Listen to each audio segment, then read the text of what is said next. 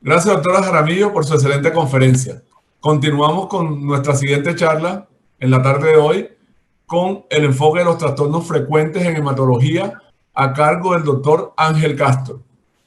El doctor Ángel Castro Dager es médico de la Universidad de Cartagena, pediatra de la Universidad Nacional de Colombia y oncohematólogo pediatra de la Universidad Nacional de Colombia. Es docente del Departamento de Pediatría de la Universidad de Cartagena y coordinador de la Unidad de Oncohematología Pediátrica y Trasplante de Médula Ósea de la Clínica Blas de Lezo en Cartagena. Bienvenido, doctor. Puede iniciar su conferencia. Buenas tardes a todos. Soy Ángel Castro Dager, soy médico pediatra, oncohematólogo pediatra. Trabajo actualmente como coordinador de la Unidad de Oncohematología Pediátrica y Trasplante de Médula Ósea de la Clínica Blas de Lezo y docente del Departamento de Pediatría de la Universidad de Cartagena. El día de hoy vamos a hablar de algunos aspectos o problemas hematológicos que se ven con alguna frecuencia en la consulta externa de pediatría y mi intención es darle algunas claves para que ustedes como pediatras traten de intentar resolver estos problemas para los pacientes y sus familias. Como es un tema bastante amplio, decidí enfocarme en dos problemas frecuentes de la consulta que vemos que nos remiten a los oncohematólogos pediatras, como son la leucopenia y la alteración de los tiempos de coagulación. Lo primero que quiero decirles es que la hematología está escrita en español y deberíamos tratar de darle un enfoque a los pacientes con trastornos hematológicos desde la consulta pediátrica y no simplemente remitir al paciente a hematología cada vez que ustedes encuentran algún trastorno o alteración en un hemograma o en algunas pruebas de la coagulación para los pacientes. Entonces, vamos a empezar hablando de las citopenias en la consulta externa de pediatría. Y las citopenias pueden ser una manifestación frecuente, sí, propiamente de algunas enfermedades hematológicas, las cuales pueden ser congénitas, como algunas aplasias medulares congénitas o adquiridas, de las cuales vamos a hablar un poco más adelante, pero también puede ser una manifestación de otras enfermedades sistémicas, como enfermedades reumatológicas, enfermedades granulomatosas crónicas, inmunodeficiencias, o también una manifestación de algún proceso infeccioso, ya sea bacteriano, viral o parasitaria, siendo las virales las principales causas de leucopenia en la edad pediátrica asociadas a infecciones, y la cual tiene dos picos importantes de edad. Uno, en los primeros 2 años de vida y luego al inicio de la adolescencia, y esto está dado principalmente por las infecciones por citomegalovirus y Epstein-Barr, las cuales en la mayoría de los casos o en los pacientes inmunocompetentes no tiene realmente una evolución que nos haga pensar en algún desenlace fatal para el paciente y que puede manejarse desde la consulta de pediatría sin necesidad de la valoración o por parte de algún especialista en infectología o hematología. Para poder entender las citopenias y de la que vamos a hablar principalmente, que es la leucopenia, es importante que tengan claro que la hematopoiesis es un proceso complejo en donde de una célula pluripotencial, que es esta que tenemos acá, se divide en otras células pluripotenciales, una básicamente para la línea linfoide, que es esta que vemos acá arriba, la cual se va a dividir solo en 2 subgrupos de células, que son las de los linfocitos T y los linfocitos B. Pero de la célula pluripotencial mieloide salen el resto de las células de la sangre. Entonces, después de esta célula tenemos una célula pluripotencial o de explosión de eritrocitos, de megacariocitos, de granulocitos, de eosinófilos y de basófilos. Y de ahí en adelante viene un proceso de maduración en la médula ósea para cada una de estas líneas. Y es importante entender que dependiendo del momento donde yo encuentre los hallazgos en el hemograma de mi paciente, así yo puedo enfocar la citopenia en la consulta externa. ¿Qué quiero decir con esto? Que si yo tengo una alteración solo de los eritrocitos, lo más probable es que yo no tenga una alteración del precursor mieloide común, o sea, no estaría frente a una aplasia. Y dependiendo de si mi problema está en los eritrocitos maduros, yo estaría hablando probablemente de una anemia hemolítica autoinmune, o si mi problema está en los precursores eritroides exclusivos, lo más probable es que mi paciente tenga una anemia de Diamond-Blackfan. Y es así como deberíamos enfocar las distintas citopenias en la edad pediátrica.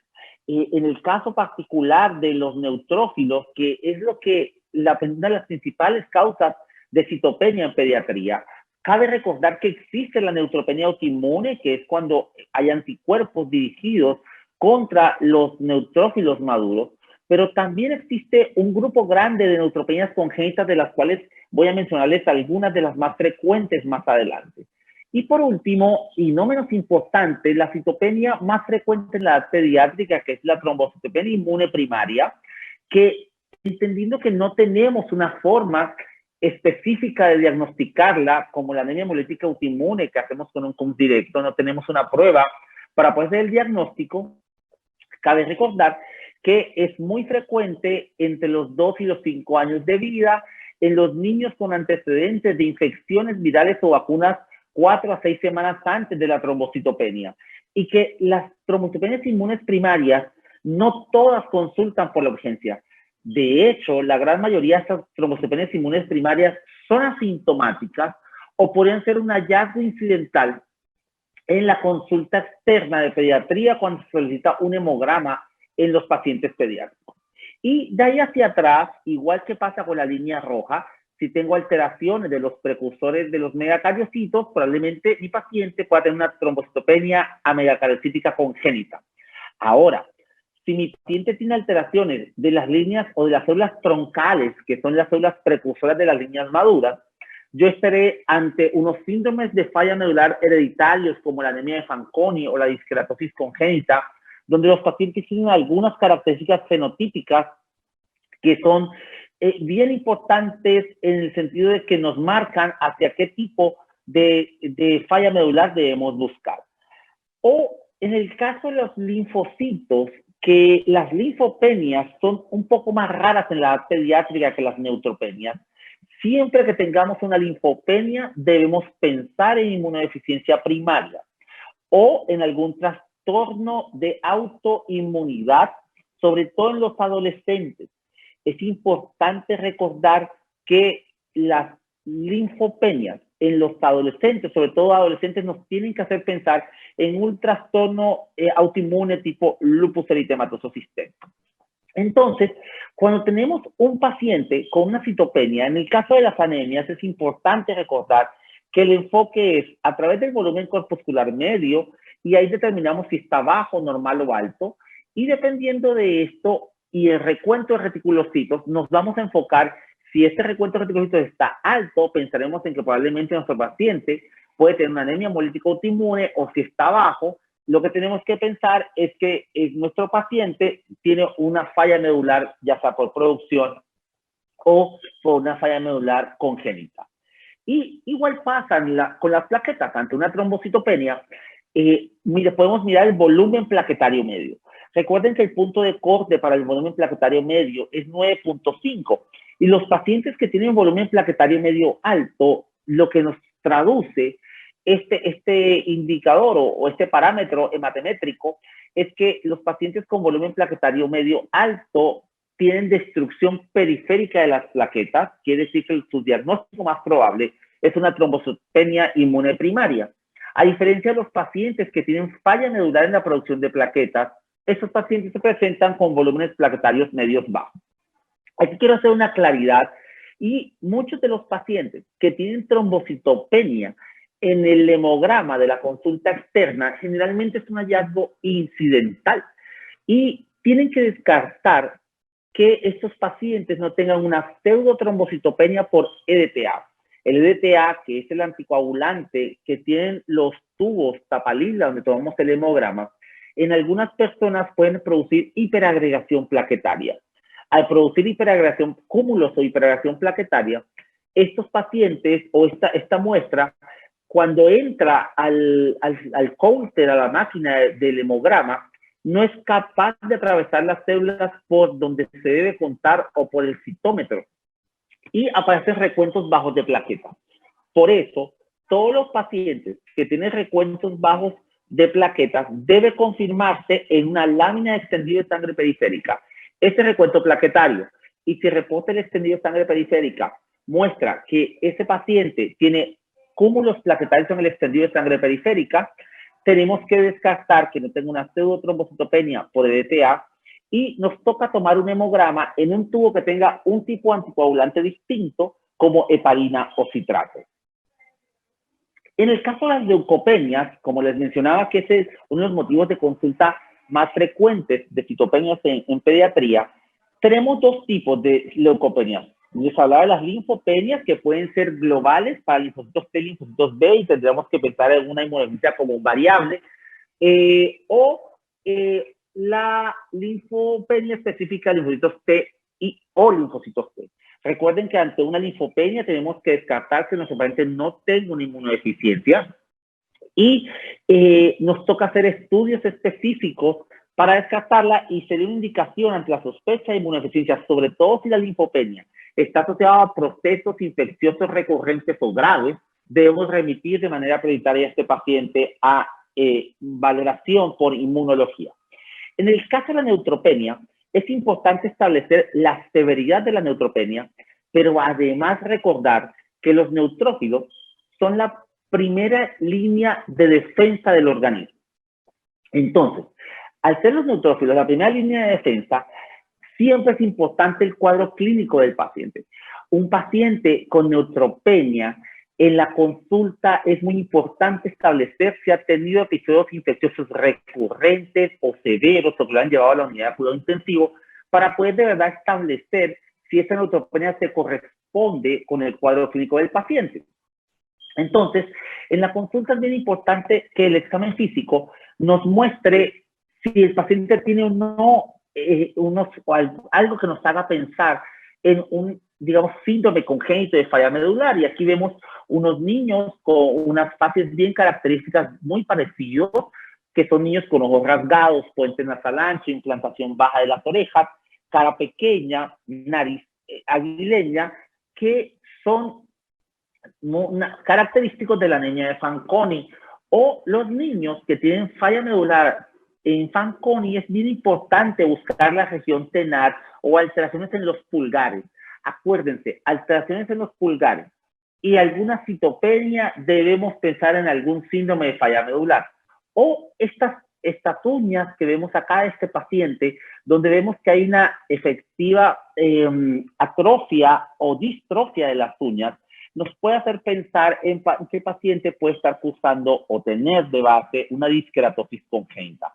Entonces, siempre que tengamos un paciente con compromiso de más de 2 líneas celulares en cualquier combinación, anemia con trombocitopenia, leucopenia con trombocitopenia o leucopenia con anemia, busquemos estos estigmas sindrómicos como talla baja, manchas de café con leche, implantación baja de las orejas, ojos rasgados, alteraciones en la región tenar en los pulgares, cardiopatía, ectopias renales, riñones en herradura, distrofias unguiales o leucoplaquias, para intentar enfocar a este paciente y ver si merece valoración rápida por hematología, ya que estos síntomas de falla medular congénitos tienen opción de curación con trasplante de médula ósea.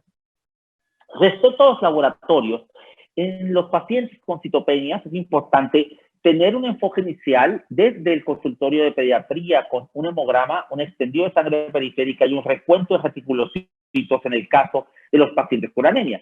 Y recordar las definiciones específicas de cada una de las citopenias. Recordar que anemia se define como hemoglobina menor a 2 desviaciones estándar para la edad y el sexo en los niños mayores de 10 años. Reticulocitos menores a 50.000 en el conteo absoluto de reticulocitos, que se calcula sacando el porcentaje de reticulocitos del número total de glóbulos rojos. Leucopenia se define como leucocitos menores a 4.000. No importa que el valor de referencia del hemograma diga que es 4.500 o 5.000. Se define leucopenia como leucocitos menores a 4.000. Neutropenia se define como neutrófilos menores a 1.500 y se clasifica en severa o muy severa. Severa si es menor a 500 y muy severa si es menor a 100. Entre 500 y 1000 se considera una neutropenia moderada y entre 1000 y 1500 una neutropenia leve. Linfopenia se define como un recuento absoluto de linfocitos menor a 2000 y la trombocitopenia un recuento de plaquetas menor de 100.000. Esto es importante para evitar valoraciones, digamos, no pertinentes en algunas ocasiones por hematología, sobre todo con el recuento de leucocitos. A veces recibimos pacientes con 4.200, 4.300 leucocitos para valoración por hematología por una leucopenia. Y es importante revisar causas externas cuando estén ante una citopenia, sobre todo ante una leucopenia. Entonces revisen, por favor, si el paciente ha tenido o tiene infecciones por citomegalovirus, Epstein-Barr, parvovirus B19, hepatitis A, hepatitis C, hepatitis B o VIH, donde la primera manifestación del VIH en pediatría puede ser una trombocitopenia, incluso una trombocitopenia inmune primaria. O si el paciente ha estado expuesto a algún tipo de tóxicos como bencenos, pesticidas, aceites, lubricantes, metanfetaminas o cualquiera de estos medicamentos que nombramos en estas listas como antibióticos, sulfonamidas que se puede utilizar con alguna frecuencia, antiinflamatorios como diclofenaco, naproxeno, anticonvulsivantes como fenitoína, carbamazepina, en el caso, por ejemplo, de ácido valproico, que produce mucha trombocitopenia, o en las regiones de la malaria, cloroquina, otros como alopurinol o los agentes tiazídicos, los agentes que tienen trastornos renales. Entonces es bien importante, antes de remitir al paciente, revisar si pueden ustedes encontrar una causa que les explique la citopenia y poderla revertir. Tratar de quitar el medicamento o el tóxico al cual el niño está expuesto y seguir a su paciente y ver si revierte la citopenia de este niño. En el caso específico de las neutropenias, es bien importante establecer que no es solo el valor de la neutropenia. ¿Por qué? Porque necesitamos alguna manifestación clínica que nos haga pensar que efectivamente los neutrófilos no están haciendo el trabajo que deberían hacer, porque existe una relación directa entre la cantidad de neutrófilos y la manifestación clínica del paciente. Entonces, puede haber manifestaciones clínicas muy variables, de pacientes asintomáticos hasta aftas, gingivitis, celulitis, infecciones respiratorias, infecciones perianales y abscesos. Pero, digamos, en el marco de esta cantidad de infecciones es importante establecer qué tan repetitivas son las infecciones o qué tan severas son las mismas y si requirieron o no manejo en la unidad de cuidado intensivo o antibióticos de amplio espectro, por ejemplo, un niño que teóricamente es inmunocompetente. Cuando sospechemos una neutropenia congénita, definitivamente el diagnóstico se hace con una aspirado de biopsia de médula ósea, donde podemos ver o ausencia total de los precursores mieloides de neutrófilos o un bloqueo en la maduración. Es un diagnóstico mucho más específico. Y yo me voy a referir al último un poco más, que es la neutropenia benigna familiar. Dentro de la evaluación de un paciente estable, sin signos de infección severa, con neutropenia en la consulta de pediatría, es importante descartar la neutropenia benigna familiar o la neutropenia benigna étnica dentro del grupo de las familiares. Los neutrófilos en algunos pacientes afrodescendientes tienden a tener recuentos más bajos y que eso implique mayor riesgo de infección. Entonces es muy importante, cuando estén en tu mente con leucopenia, tomar hemogramas del núcleo familiar y establecer si existe algún de los dos padres que tenga leucopenia y neutropenia, y así puede establecer el diagnóstico de neutropenia benigna familiar o neutropenia benigna étnica si son de grupo raizal o afrodescendientes. Y respecto a la neutropenia cíclica, esto es una condición genética de una alteración del gen de la lactasa de los neutrófilos, donde efectivamente cada 21 días va cambiando el recuento de neutrófilos. En el día 0 los pacientes pueden tener una neutropenia muy prominente y hacia el día 21 ya tienen recuentos de neutrófilos normales. Pero entonces uno vuelve y cuenta 21 días más y estará otra vez en neutropenia. Entonces también es fácil, contando los días, poder establecer el diagnóstico de neutropenia cíclica, que en muchos casos no produce mayores sintomatologías en los pacientes y no tiene mayores repercusiones en los procesos infecciosos. Recuerden entonces, sobre todo la recurrencia de los procesos infecciosos es lo que marca la severidad de la neutropenia. Y al terminar con las citopenias, en estos últimos minutos los voy a dedicar a los trastornos de la coagulación o a las alteraciones de los tiempos de coagulación. Es frecuente que muchos pacientes lleguen remitidos a la consulta de hematología por alteración en los tiempos de coagulación y muchas veces no tienen ninguno de los signos clínicos ni de síndrome hemorragíparo ni de síndrome purpúrico. Entonces, no es remitir la alteración del laboratorio, es buscar en ese paciente si de verdad esa alteración del laboratorio se corresponde al cuadro clínico del niño. Y en este momento quiero decirles que las pruebas de coagulación son las pruebas con mayor riesgo de alteración en la fase preanalítica, que es la que corresponde en toda la fase previa de la toma del laboratorio y en la fase analítica y postanalítica. Entonces, no se puede interpretar solo el resultado del laboratorio sin tener en cuenta la clínica del paciente. Entonces, siempre tienen que tener en cuenta ante un paciente que tenga alguna manifestación hemorrágica, sí o no, o alteraciones de las pruebas de coagulación, estos puntos, la edad. Acuérdense que los niños con trastornos congénitos de la coagulación normalmente se manifiestan en los 2 primeros años de vida, que es cuando los niños empiezan a gatear y a caminar. El género es importante, entonces si tenemos una niña que tiene un TPT prolongado, no podemos decir que, o es muy poco probable que esa niña tenga una hemofilia, porque la hemofilia es una enfermedad hereditaria ligada al X. Entonces, ahí es importante y nos hace pensar, digamos, si es congruente o no el resultado del laboratorio. Y esto que sigue es muy importante, los antecedentes quirúrgicos. Recuerden, el mayor reto hemostático para un niño es una cirugía.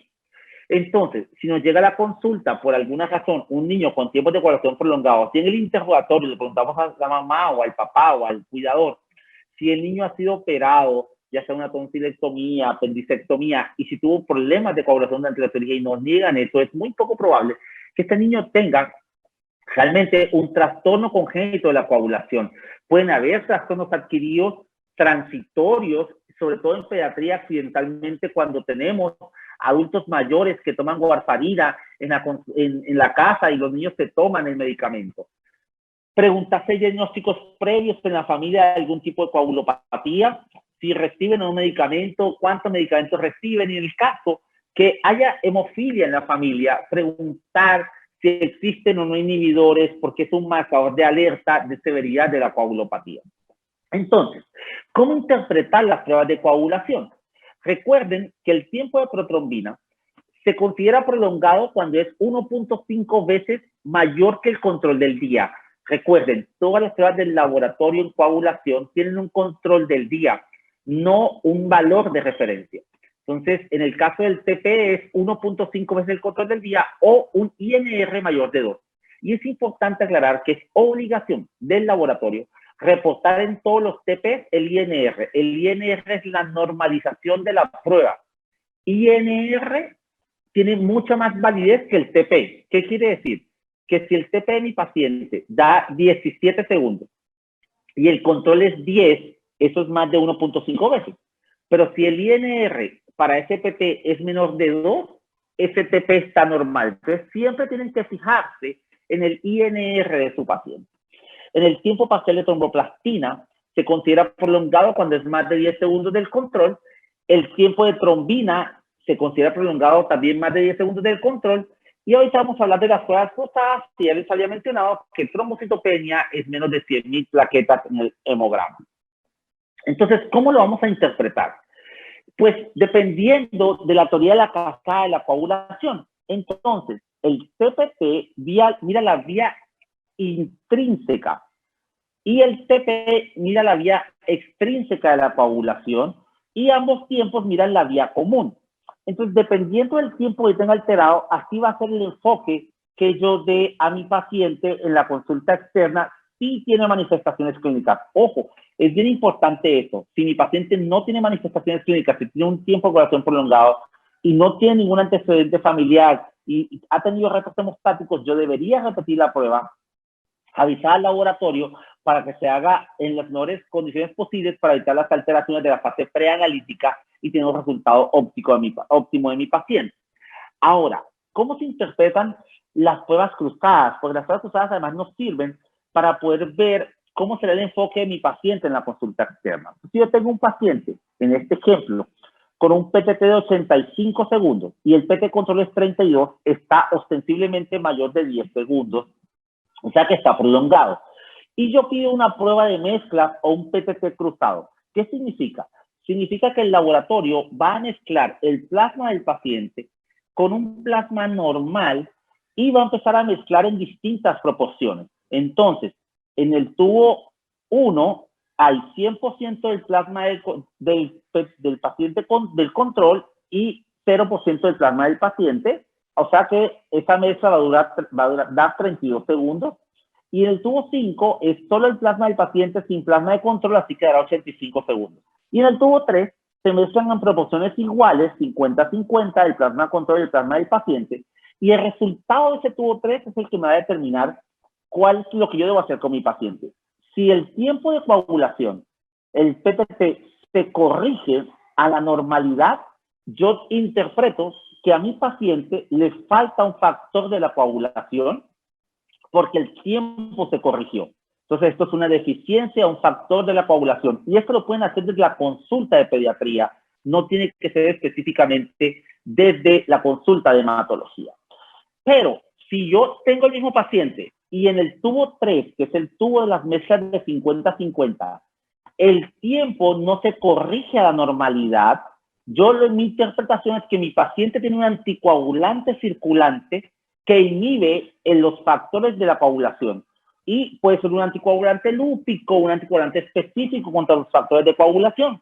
Y el manejo distinto, y en ese momento yo remito un paciente con mayor aprovechamiento del tiempo de la interconsulta, porque viene muy bien enfocado por pediatría y para nosotros los hematólogos será mucho más fácil y ganaremos tiempo para el diagnóstico de este niño. Y para terminar, les quiero mostrar que dependiendo de la clínica del paciente y los resultados laboratorios, ustedes podrán hacer algunas sospechas diagnósticas. Entonces, tenemos un paciente con un síndrome purpúrico, con plaquetas disminuidas y los tiempos de coagulación normales, ustedes podrán pensar en púrpura trombocitopénica inmune, una trombocitopenia congénita o en el caso que tenga otras manifestaciones, un dengue. Si tienen síndrome purpúrico, plaquetas normales y tiempos de coagulación normales, probablemente tenga un trastorno de la función plaquetaria o una deficiencia de factor 13 que no es posible medirla por los tiempos de coagulación, digamos, estándares que utilizamos en la consulta. O si el paciente tiene un síndrome hemorragíparo con plaquetas normales y el PT prolongado, solo cabe como diagnóstico la deficiencia de factor 7 teniendo el TPT normal. Si tiene un síndrome hemorragíparo, plaquetas normales, TP normal y PTT prolongado, podría ser una deficiencia de factor 8, deficiencia de factor 9 o deficiencia de factor 11 o enfermedad de von Willebrand, que es el trastorno de coagulación más frecuente en el mundo. Si tienes síndrome hemorragíparo, plaquetas normales y los dos tiempos prolongados, puede ser intoxicación por warfarina o si es un recién nacido, deficiencia de vitamina K o cualquier alteración de la vía común de la coagulación como factor 2, factor 5, factor 10 o el fibrinógeno. Y si tiene ambos, hemorragia más purpúrico, las plaquetas disminuidas y los dos tiempos prolongados, y estos más bien se ven los pacientes hospitalizados en estado crítico, el diagnóstico que cabe es una coagulación intravascular diseminada. Entonces, si ustedes utilizan la clínica del paciente, la prueba laboratorio de manera adecuada, van a poder hacer sospechas diagnósticas y enrutar muy bien a sus pacientes y optimizar de esa manera las valoraciones por el subespecialista, y muchos de estos pacientes no tendrán necesidad de que los tengamos que ver en la consulta de hematología. Muchísimas gracias por su atención y espero que sea de mucha ayuda para ustedes en su práctica diaria esta conferencia. Hasta luego.